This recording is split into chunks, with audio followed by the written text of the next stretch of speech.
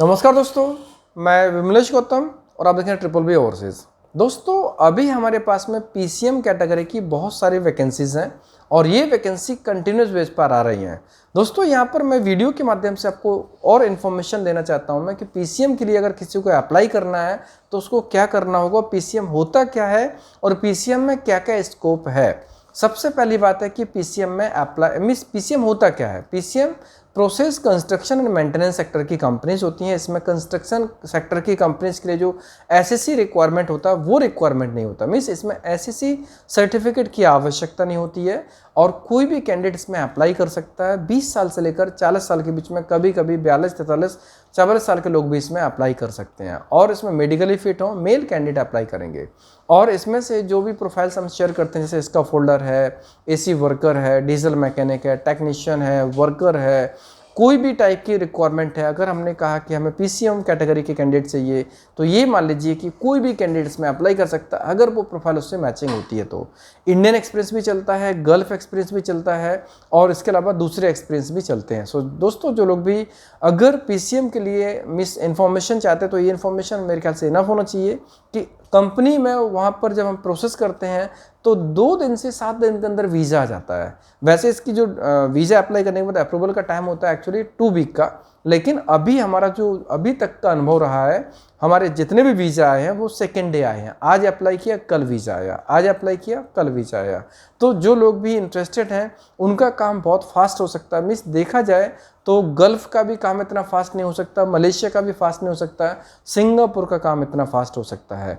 अगर आप किसी भी प्रोफाइल में इंटरेस्टेड होते हैं और अगर देखा जाए तो इनकम वाइज भी देखें ना तो गल्फ़ की तुलना में सिंगापुर में अर्निंग आपको काफ़ी अच्छी मिल सकती है।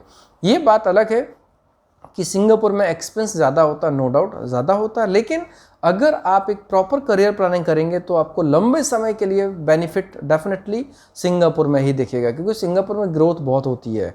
सिंगापुर में एंट्री के टाइम सैलरी कम हो सकती है, लेकिन जब आप 3 साल 4 साल निकालेंगे तो अपने आप को एक स्टेबल पोजीशन पर पाएंगे और आप एक सेटिस्फाइड पर्सन होंगे, सैलरी भी अच्छी होगी, संतुष्टि भी होगी।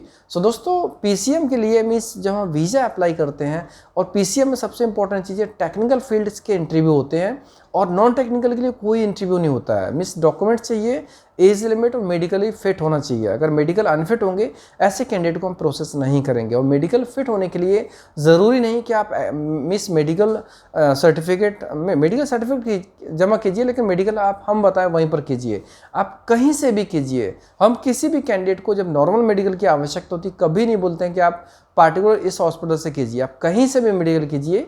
मेडिकली फिट होना चाहिए, कोई बीमारी नहीं होना चाहिए। अगर कोई बीमारी नहीं है तो डेफिनेटली ये आपके लिए बहुत इंपॉर्टेंट चीज़ है और हम इसमें प्रोसेस कर सकते हैं। दोस्तों, अभी जैसे मान लीजिए जनरल वर्कर है, कोई इंटरव्यू नहीं है, हमने कल डॉक्यूमेंट किया, इसका फोल्डर की बात करेंगे, कल हमने डॉक्यूमेंट जमा किया था, कल वीज़ा अप्लाई हुआ था, आज हमारे पास में वीज़ा अप्रूव भी हो गया, आईपीए थोड़ी देर में आने वाला है। मीन्स इतना फास्ट काम होता है। जैसे हमने पिछले बार जितने बार भी वीज़ा अप्लाई हुए हैं, सेकेंड डे अप्रूवल आया, सेकेंड डे अप्रूवल आया, सेकेंड डे अप्रूवल आया। मीन्स सिंगापुर का पीसीएम का काम बहुत फास्ट होता है। कोई भी कैंडिडेट कहीं से भी, मीन्स इसमें सिर्फ यूपी, बिहार और बंगाल के कैंडिडेट्स को जोड़ के इंडिया में किसी भी कॉर्नर से कैंडिडेट हो वो इसमें अप्लाई करेंगे, उनका काम हो सकता है। हमारे पास में रिक्वायरमेंट रेगुलर बेस पे आती है। अब इसमें से पीसीएम वर्क परमिट तो मैंने आपको बता दिया कि क्या होता है। इसमें कौन कौन से लोग अप्लाई कर सकते हैं, कोई भी कैंडिडेट अप्लाई कर सकता है, मेल 20 साल से 44 साल के बीच में, और सिंपल जो भी प्रोफाइल होगी उसके हिसाब से मैचिंग होना चाहिए। अब सैलरी की बात करते हैं। सैलरी होती है इसमें किसी में $18 होती है, किसी में $19 होती है, किसी में $20 होती है, किसी में $21, किसी में $22, ऐसे करके सैलरी स्लैब होते हैं। कभी कभी $25 भी होता है, कभी $28 भी होता है, $30 भी होता है। मीन्स 18 से लेकर $30 के बीच में कोई भी सैलरी हो सकती है, डिपेंड करता है प्रोफाइल के हिसाब से। अब एंट्री लेवल की होती है तो 18-20 के आसपास में होती है, लेकिन अगर कोई बंदा एक्सपीरियंस्ड है, उसका इंटरव्यू बहुत अच्छा जाता है तो 25-30 भी होती है, और ऐसा हुआ भी है पास्ट में। तो दोस्तों, जो लोग भी पीसीएम के लिए तुरंत जाना चाहते हैं, जैसे जिनको 1 महीने के अंदर निकलना है, पीसीएम में तो 15 दिन या 20 दिन के अंदर फ्लाई हो जाता है। अभी जैसे हमारे जिन लोगों को पहले वीज़ा आया उन लोगों को फ्लाई नेक्स्ट वीक में होने की चांसेस हैं, और अभी लास्ट वीक में जिनका आया उनका भी 1-1.5 हफ्ते के अंदर प्रोसेस हो जाएगा।